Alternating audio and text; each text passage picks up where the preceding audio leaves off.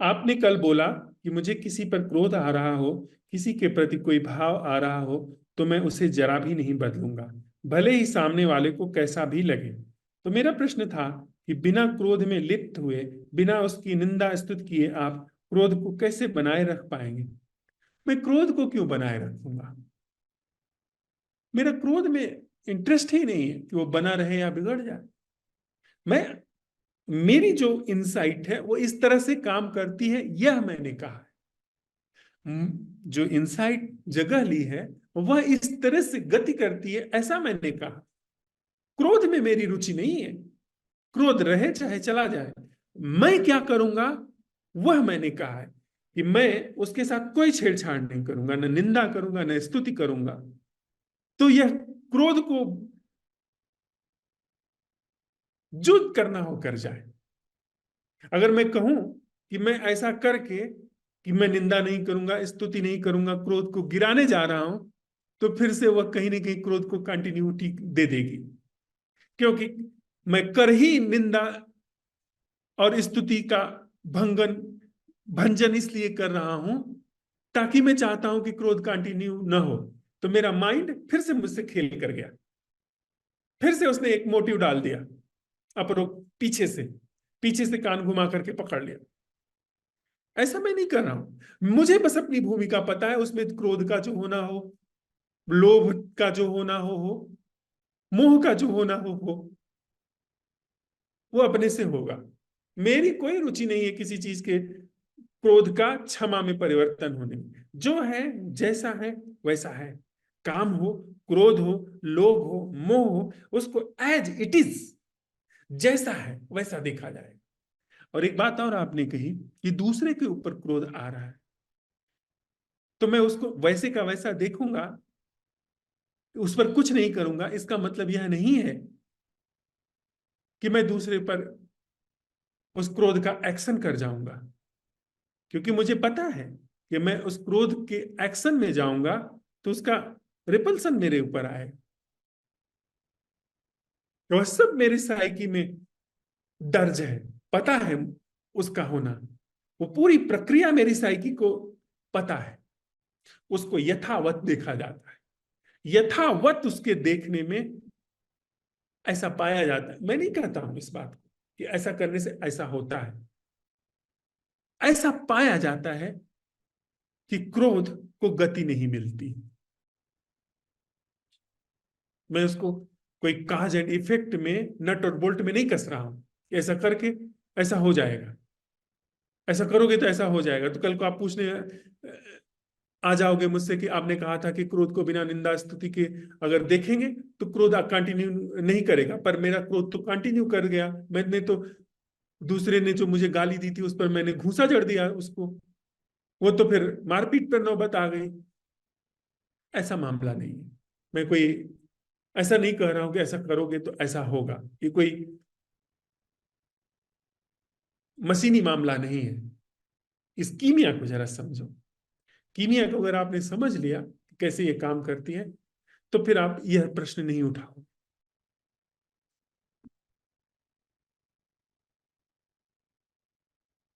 जब इंद्रियों के तल पर प्रकृति से जुड़ते हैं तो वहां जीवन सीधा बह रहा होता है। वहां बिना आभासी तल के जीवन से जुड़ना समझ में आता है। पर जब एकांत में मन को देख रहे हैं तो वहां किस जीवन से जुड़े, मतलब वहां सीधा जीवन को बिना आभासी तल के देखने से क्या मतलब हो सकता है? अगर आप आभासी तल पर जो हो रहा है उसको जस का तस दिखने में ले आ रहे हैं,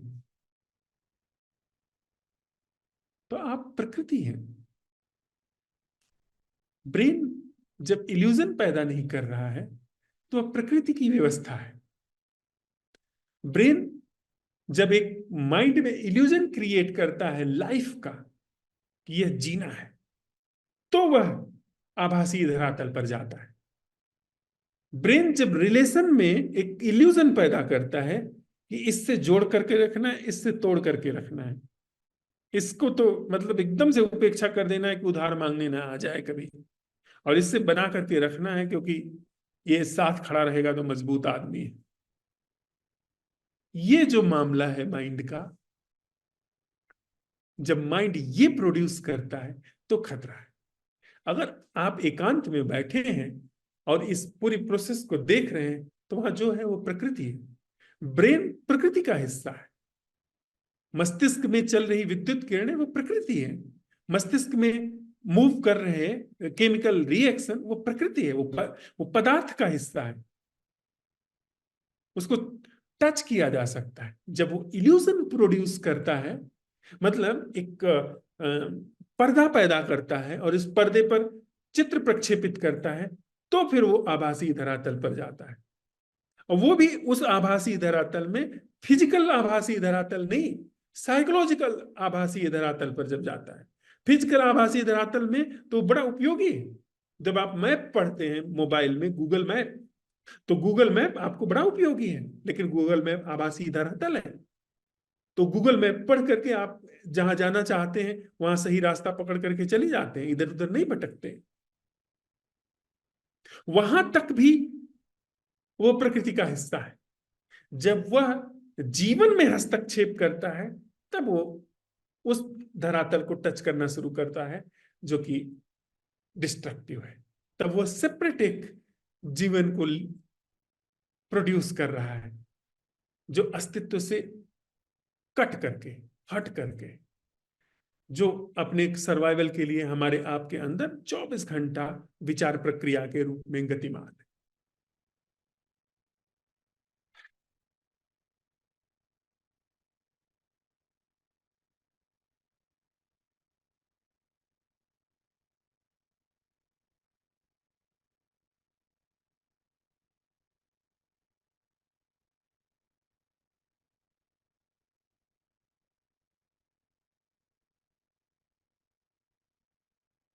ऐसा मालूम पड़ता है खुद के ऊपर यह प्रयोग करते हुए कि जो भी मैं जानता हूं, जो भी मैं समझता हूं, वह एक मान्यता है। मेरे अपने पूरे जीवन में सत्य का कभी बोध नहीं हुआ। मुझे कुछ भी नहीं पता है कि सच क्या है।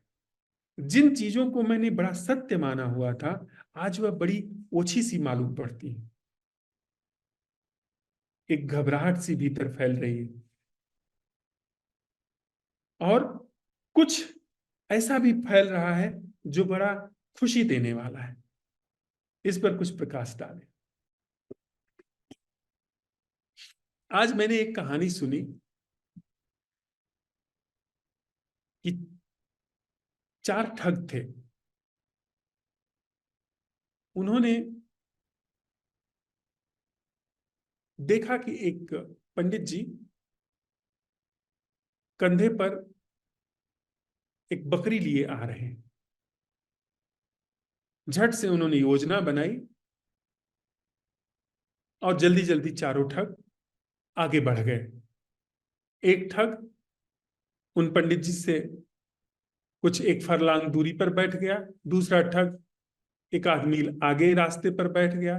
तीसरा ठग और 2-3 मील आगे बढ़ करके बैठ गया। चौथा और आगे बढ़ करके बैठ गया।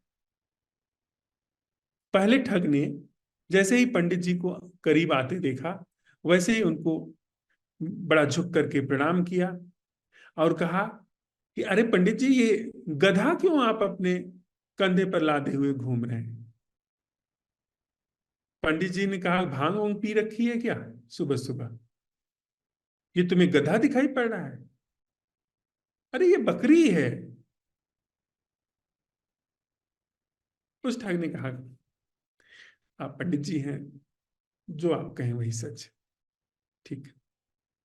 आगे बढ़ गए। 1 मील गए, वहां दूसरा ठग बैठा हुआ था। उसने देखा और कहा, अरे पंडित जी, प्रणाम किया पहले। अरे पंडित जी, ये खच्चर है या गधा है जो आपने कंधे पर लादा हुआ है, और आप क्या करेंगे इसका? तो उन्होंने कहा, बड़े मूर्ख आदमी हो। लेकिन अब वैसी धार नहीं रह गई, वैसी डपट नहीं रह गई जैसे पहली बार उन्होंने डपट दिया था। क्योंकि पिछला जो अनुभव है, पिछला जो सुझाव अंदर आया, अब वह कह रहा है कि अरे उस आदमी ने भी यही बात कही थी जो ये कह रहा है। फिर भी उन्होंने थोड़ा कमजोर शब्दों में ही डांटा, कहा कि तुम कैसे आदमी हो? ये तुम्हें बकरी खच्चर और गधा दिख रहा है, ये बकरी है। वो हंस करके बोला, अच्छा अच्छा ठीक है पंडित जी, जो आप कह रहे हैं वही सच होगा, मेरी ही नजर गलत होगी। मुस्कुराता हुआ आगे बढ़ गया, पर मुस्कुराहट धस गई। पंडित जी के खोपड़ी में संदेह प्रवेश कर गया। तीसरी जगह गए, मतलब थोड़ा और मील 2 मील आगे गए, तो वह तीसरा ठग बैठा हुआ था। उसने प्रणाम किया और कहा कि पंडित जी, ये किस नस्ल का खच्चर है जो कंधे पे लाद रखा है आपने, और बड़ा प्रेम कर रहे हैं उसको, पैदल भी नहीं चलने दे रहे हैं। अब पंडित जी चुप हो गए। 2 लोगों ने पहले यह बात कह दी। कभी आप प्रैंक देखते हैं? देखना चाहिए।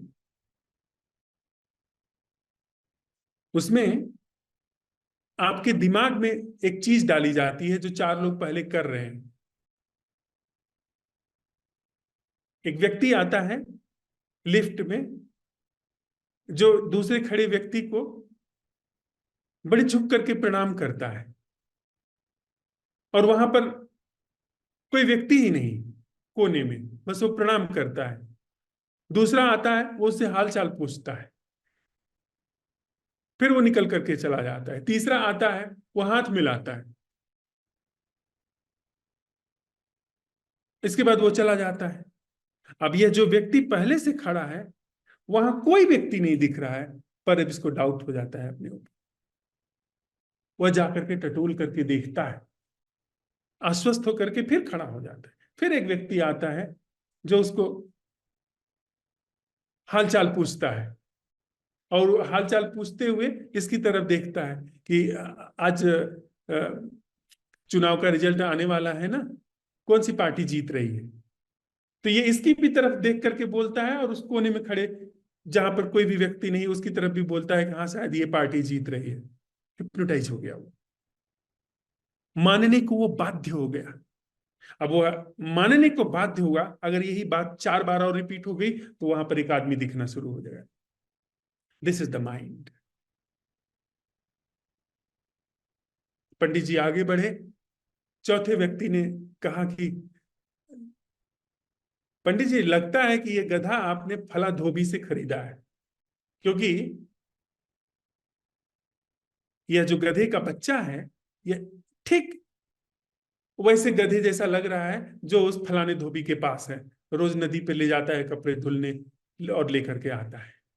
पंडित जी ने उठा करके बकरी नीचे फेंकी कि ले जाओ तुम इस गधे को, आज पता नहीं किसका मुंह देख लिया था कि सुबह से मति खराब है, गधा लेकर के सिर पे घूम रहा।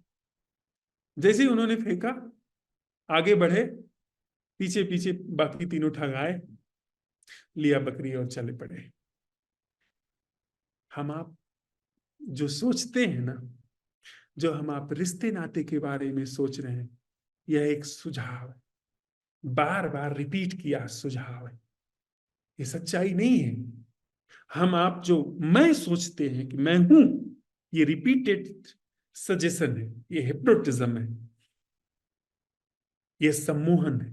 ये आपको कुछ समूह सम्मोहन है, कुछ आत्म सम्मोहन है, पर पूरा मामला एक सम्मोहन का है। यानी पैटर्न एनर्जी का मतलब सम्मोहन।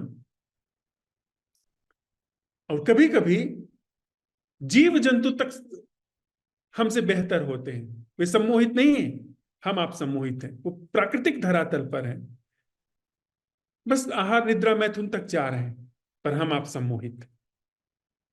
उनकी एनर्जी पैटर्न है पर प्राकृतिक धरातल तक, हमारी एनर्जी इल्यूजनरी धरातल तक पैटर्न सम्मोहित है।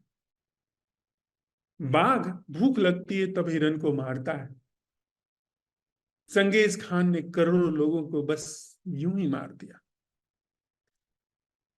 हिटलर ने करोड़ों लोगों को, ऐसा अनुमान है कि 6 करोड़ लोग सिर्फ रुडोल्फ हिटलर की वजह से मारे गए। और कितनी धन की, कितनी संपत्ति की, कितनी मनुष्य ने जो सभ्यता बनाई थी, जो कुछ साहित्य इत्यादि इकट्ठा किया था, प्रतिभाएं जुटाई थी, कितना उसका नुकसान हुआ जिसका अनुमान नहीं लगाया जा सकता। यह सिर्फ पैटर्न्ड एनर्जी की वजह से होता है, सेंटर्ड सम्मोहित एनर्जी की वजह से होता है, जो हम आप हो सकते हैं। आपको पता भी नहीं होगा कि आप सम्मोहित हैं, मुझे पता भी नहीं होगा कि मैं सम्मोहित हूं। इसलिए कुछ भी आपको अनुभव हो रहा है वह सम्मोहन है। और कुछ अगर नहीं हो रहा है तो इसका मतलब यह नहीं है कि आप सम्मोहित नहीं है, वह कुछ नहीं होने का अनुभव भी सम्मोहन हो सकता है। आप समझे इस बात को? क्या आप घबरा रहे हैं? प्लीज घबराइए नहीं। यह व्यक्ति अगर आपको कुछ निवेदन कर रहा है और वह आपको दिख भी रहा है, तो इस व्यक्ति के पास वह इशारा भी है जहां पर से निदान शुरू होता है। हम आप साथ साथ जिस तरह से चल रहे हैं उसमें आपकी बाह बीच मझधार में नहीं छोड़ी जाएगी जब तक कि आप खुद छुड़ा करके ना भागे, घबरा करके ना भागे। दिखाया जा रहा है यह कि सम्मोहन है, आपका रिश्ता सम्मोहन है, आपके जुगाड़ सम्मोहन है, आपकी जीवन की योजनाएं सम्मोहन है, आपकी उपलब्धियां सम्मोहन है, लेकिन साथ साथ यह भी दिखाया जा रहा है कि सम्मोहन से मुक्त जीना भी संभव है। यानी ठीक उसी समय जब सम्मोहन की प्रक्रिया निरंतरता के रूप में चल रही है कि मैं ये था, ये हूं, अब ये हो जाऊंगा, वह कंटिन्यूटी जो चल रही है, उसी समय यह भी दिखाया जा रहा है कि कुछ है जो सातत्य के रूप में वहां पर विद्यमान है, जो न पहले था, न बाद में होगा, न अभी है, और तीनों काल उसी पर भास रहे हैं, उसी पर एग्जिस्ट कर रहे हैं। यानी झूठे धरातल आपसे छीने जा रहे हैं, इसका मतलब आपको मझधार में नहीं छोड़ा जा रहा है। इसका मतलब आपके जीवन में ऐसे धरातल, शून्य धरातल का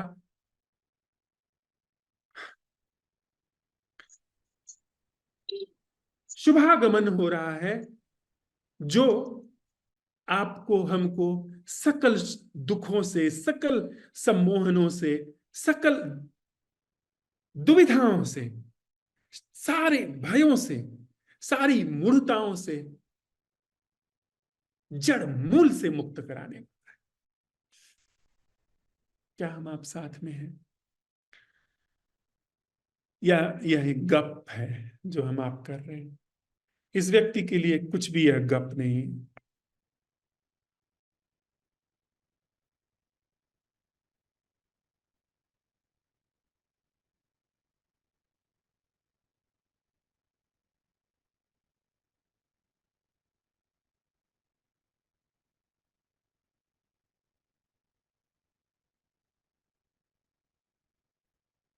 तो जो आपको हो रहा है वह ठीक ही हो रहा है। सम्मोहनों का पता चल रहा है। सम्मोहनों का पता चलना, झूठ का पता चलना, कि जो आपने अपने को माना है, अपनी उपलब्धि को माना है, वह है, वह हम है। यहां कुछ भी किसी से बिलोंग नहीं करता। यहां जिस तरह से हम जुड़ते हैं ऐसे संबंध होते ही नहीं। कबीर कहते हैं, कबीर हमारा कोई नहीं, हम काहू के नाहीं, पारे पहुंचे नाव जो मिल के बिछुड़ी जाए।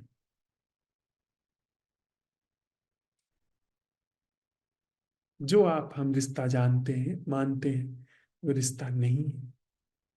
आप अभी इस बात को वेरीफाई कर लें, या लाख, 2 लाख, 10 लाख साल बाद वेरीफाई करें, अंत में कबीर ही सच होंगे।